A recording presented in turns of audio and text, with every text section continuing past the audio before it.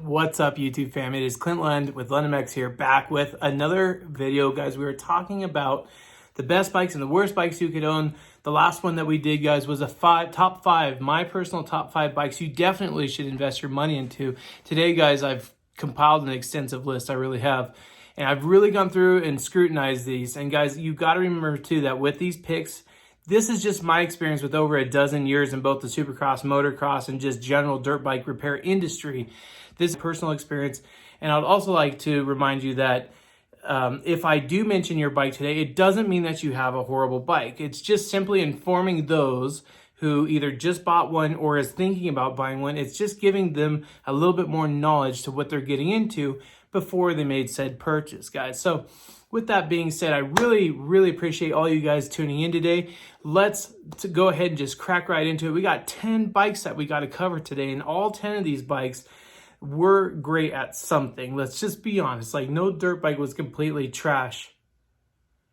Okay, that one was different. That one was way ahead of its time, and they just didn't have their things together. But with that being said, guys, I have compiled a top 10 list, and these I think they're in no particular order, and you really need to take a grain of salt with every single bike that I mention, but I have a little bit of facts behind them in my experience with working with them. So like I said, no particular order, so we're just going to head and start off with, the list is behind the camera, so if I'm peering off, it's because I'm looking at the list. Your early 02, 04 YZ250 and YZ450F. So both 4-strokes, guys.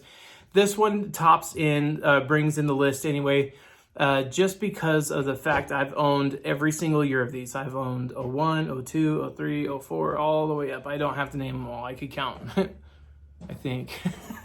But I've owned every single year of these bikes, and I could say with a high level of certainty that the 02 to 04, we're going to pick on the worst. Okay, so let's start off with 250 and why, okay?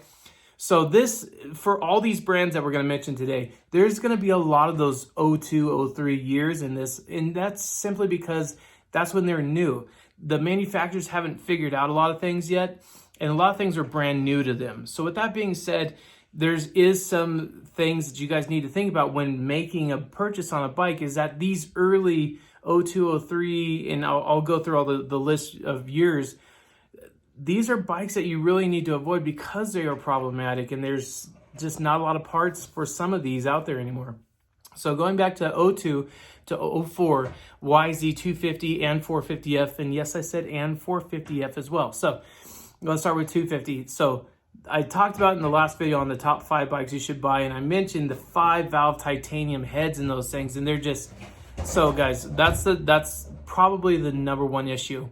Now, there is other issues. So the other thing is the bottom end, the cranks, they did not like heat, and they did not like running low or on dirty oil.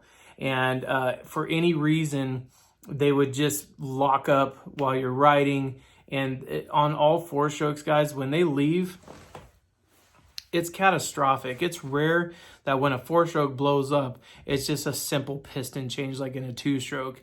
It's very different.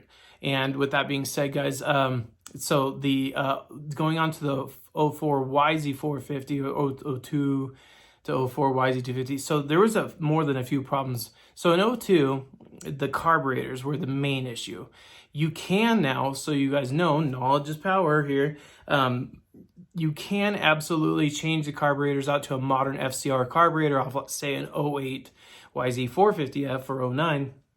You could put that on an 02 and make them run significantly better. But other things need to be done as well, such as they had a hot, no, it's not a hot start, it's a compression release lever that it was just dumb. And so all bikes that came kind of 03 and after had an automatic decompressor built into the cam, and there's a weight on the cam, and when the cam caught speed, it would flick out this weight and it would close. It's like a little ball that, either way, they got the auto decompressors are better. So what you can do though on those early YZ450s, you can do the adapter from like a 03 or 04. You could drop a twin cam from an 03 or 04 YZ2 or 450, excuse me, into an 01, 02 YZ450 or 400, and you can get that auto decompress back, which I think is super, super rad because that is a huge problem. And then the carburetor is the other thing. The 450s though, as far as bottom end reliability, really isn't that bad. The cranks lasted fairly well. The transmissions were okay. But they did something weird in 04, I believe. In 04, they came out with a 4-speed transmission that was kind of designed to be more of a supercross bike, if you will. It was very, very bizarre. So we need to get through this list quick. So that is my reasons for the 02 to 04 YZ250 and 450. So 03 and 05 KX 250F is our next one to pick on. So again, guys, these early YZ KX, you'll hear them all.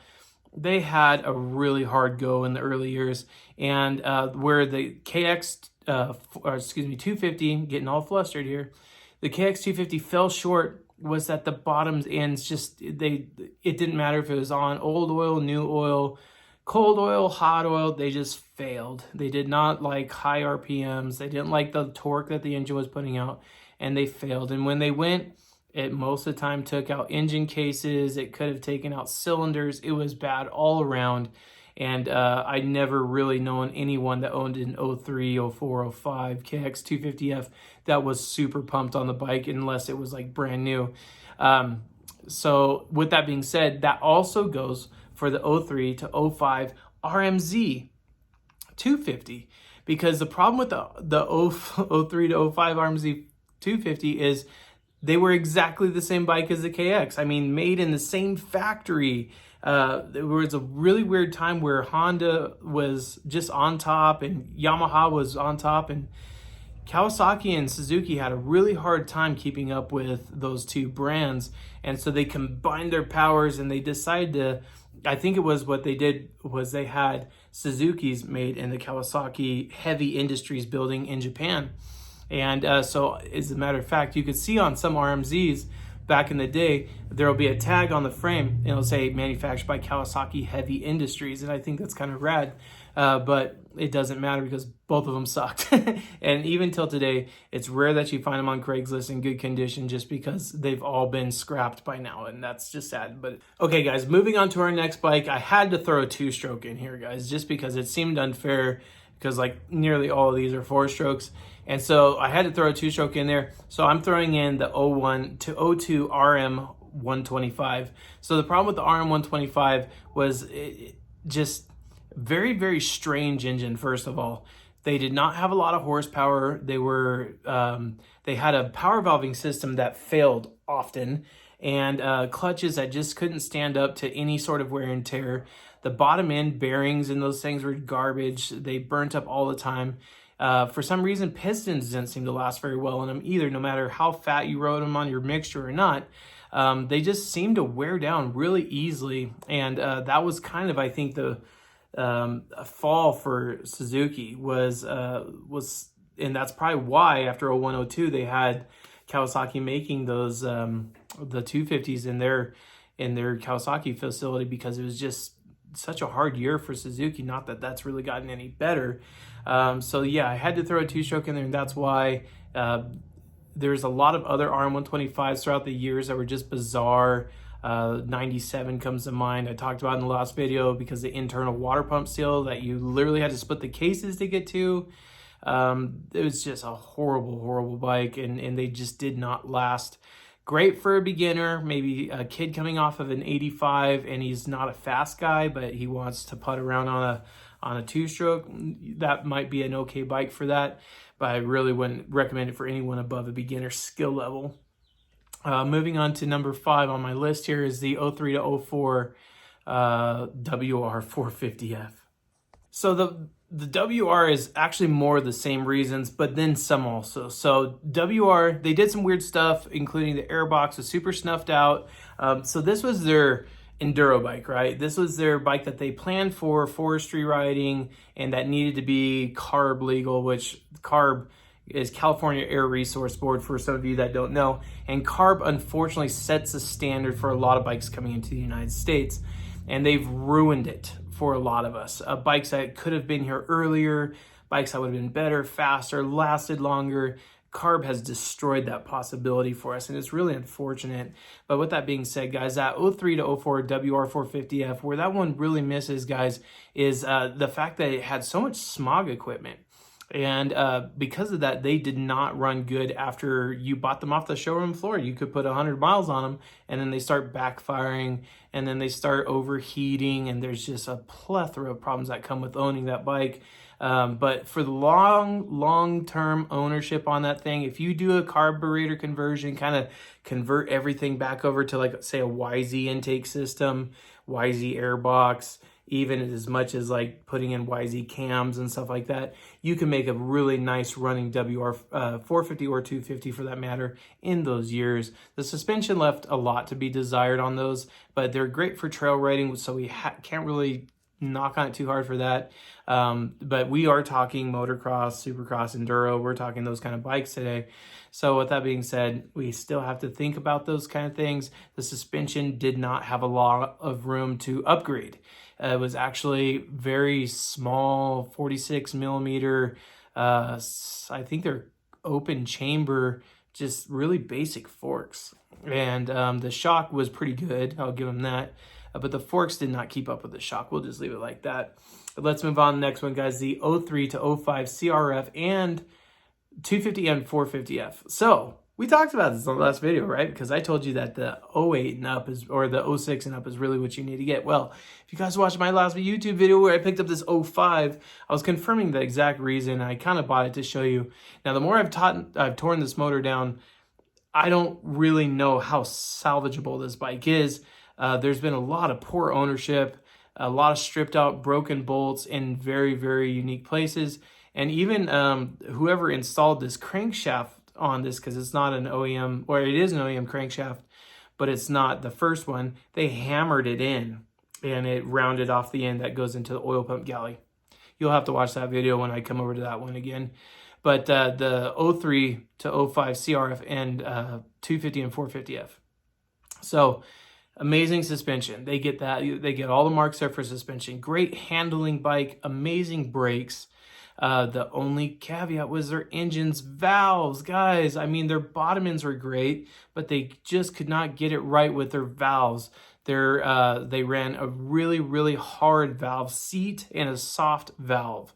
And what ended up happening was the valves would dish, and that dishing would leak air, and then it would be no time at all until that head of that valve stretched so much it fell down into the cylinder. Hence what happened here, and it destroys the entire engine. And it's heartbreaking. So on the next video that's coming up on this bike, we do have parts order. We are going to attempt to save it.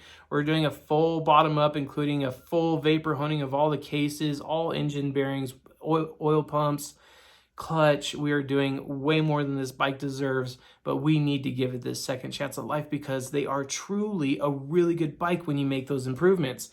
And so that 03 to 05, the valves, if you could catch them early enough, change your valves, get those OEM valves out of there, put some nice kibble whites or something of that same standard inside those things, because it will make them last the long haul and they will keep coming back for more riding. So with that being said, guys, let's move on to number 7 here.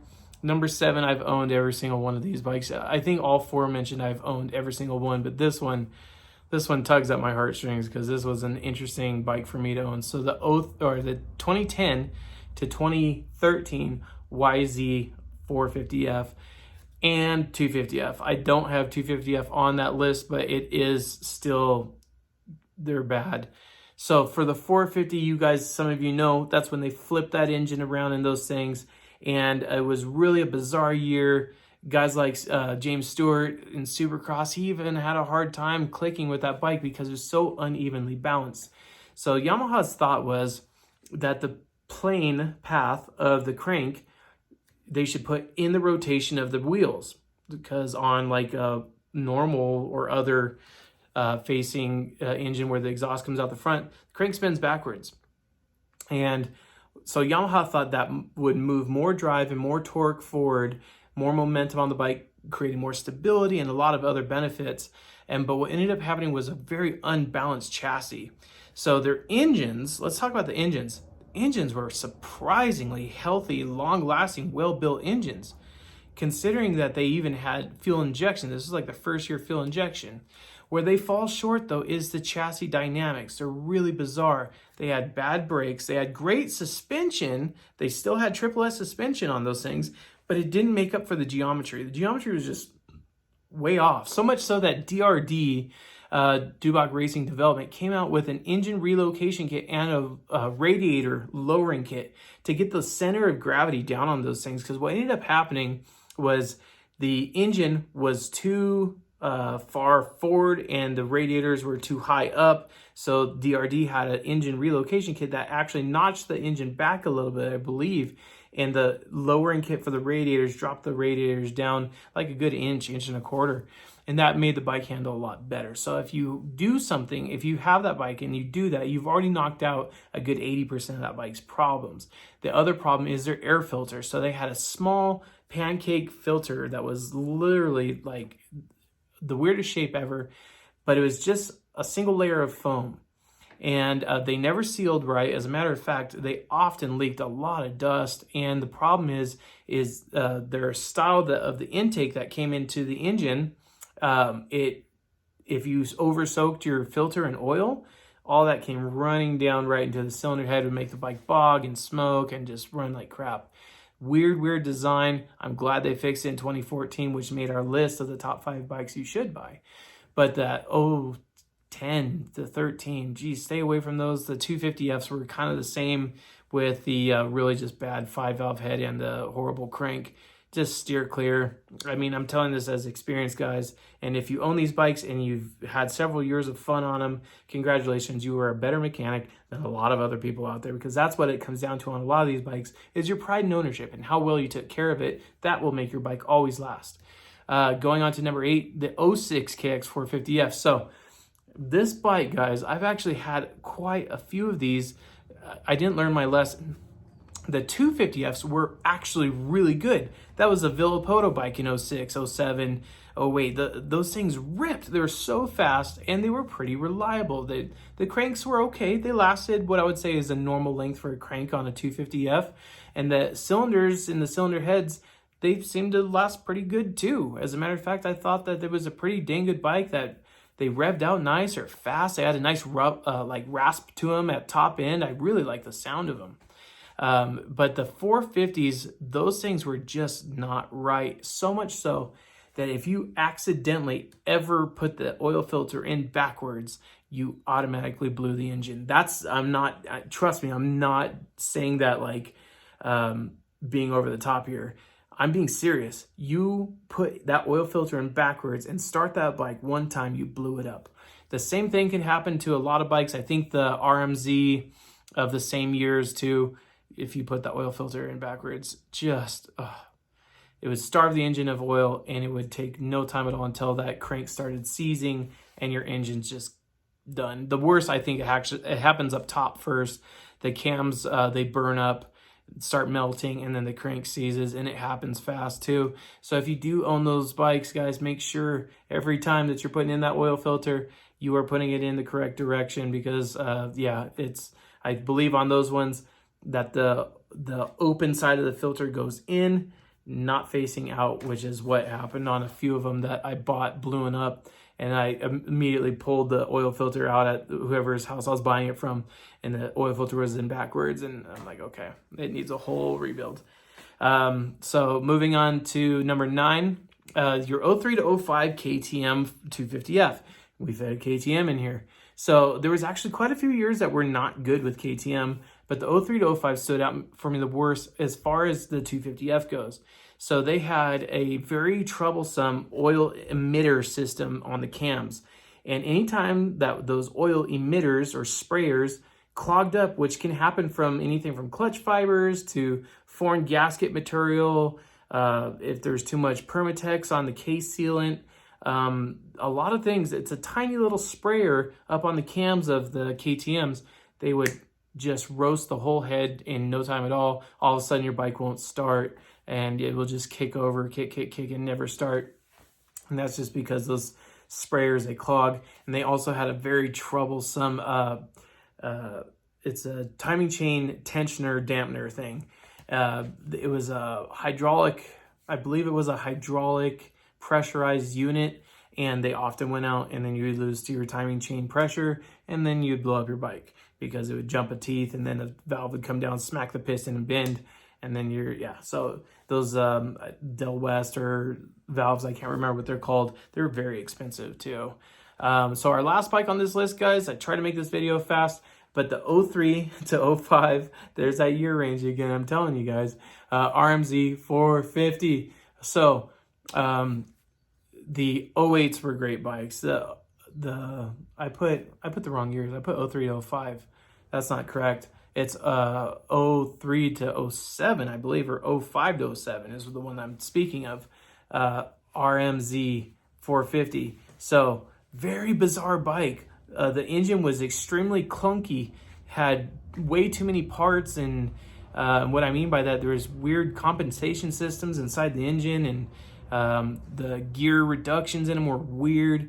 They would launch cranks through the cases. I mean, when those things blew up, you could hear it from hundreds of yards away. They were so loud when they blew up, and it happened often. So this being a carbureted bike, it also meant that there was a lot of problems with the air leaking into the engine. So they had air leak problems at the intake manifold going into the cylinder.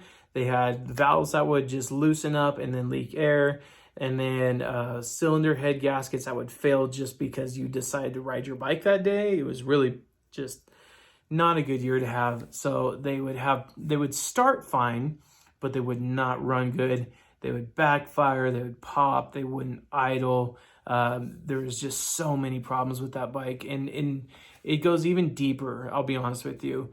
All the way to 07, they just had bad suspension, they were heavy, they weren't fast at all, just to be forthcoming, but I feel like they looked pretty good. It was a very unique looking bike, but it had so many other problems that just foreshadowed everything good about that bike. And till this day, Suzuki's still licking their wounds from that early 2000, that 2003 to really 2008, just really was harsh on Suzuki. But they fixed a lot of things, and then they stopped making new models because we had the 08 RMZ 450 and 250 all the way to 2018. Way too long. They kept the same model out there just with new plastics. B&G bikes, they call them, bold new graphics. And guys, anyways, so that is your top 10, guys. And this is just empowering you for that bike that you're thinking about buying next. It's just trying to give you guys something to think about. A lot of these 03, 02, 03, 04, 05, 06, 07, 08 on some. They're just 08 was kind of a turning year, I'll say that. So if you find a bike that's 08 turning year, Honda's turning year was 06, Yamaha's turning year for 450s, I should mention that Honda's turning year for 450s was 06, 250s was 09, YZ's 450s turning year was 06, 250F was 14 in my opinion. The 250F of the RMZ 250, was their turning point for the 450 was really 08. And for the 250, I would say 2011 is when they got good. And then what I missed, Kawasaki, for the 250s, you want to look for 12 and up or 13 and up. And the 450s, probably 09 and up. So the 08s were great, the 07s are great, but the 09s got significantly better for Kawasaki. The KTMs, I don't know a ton about. I'll be honest with you guys. I don't know a ton about the KTMs, and that's probably a good thing. That probably means that they're not breaking as frequently as I'm led to believe, but I just know that their parts are just coated in this invisible gold that we can't see, that the dealerships mark up in their stupid prices, and it makes it hard for us to repair. And the same thing goes for Husqvarna. And so obviously, guys, there's a lot of other bikes I could have thrown on this list. The Cannondales, that weird MC, MX, whatever. 450 was just super ahead of its time. Not enough R&D on that one before they released it. Not bringing any Sherco, Beta, TM bikes into this just because they're not a commonly owned bike. And I honestly don't know a lot about those ones, but I have put a wrench on some, and they seem to be great for the large part. But guys, that's going to conclude today's video. I gone way longer than I thought it was going to go, but that's okay. Hopefully you guys took something home from this, and I hope you really didn't get offended, because that's not the purpose of this. It's just to let you know what you should be looking for when making your new buy. Anyways, guys, catch me on Instagram. I'm at LundMX, and we'll see you on the next one where we dig deeper into this pig and spend absurd amount of money to get it back going. But it's what we got to do. See you on the next one, guys. Peace out.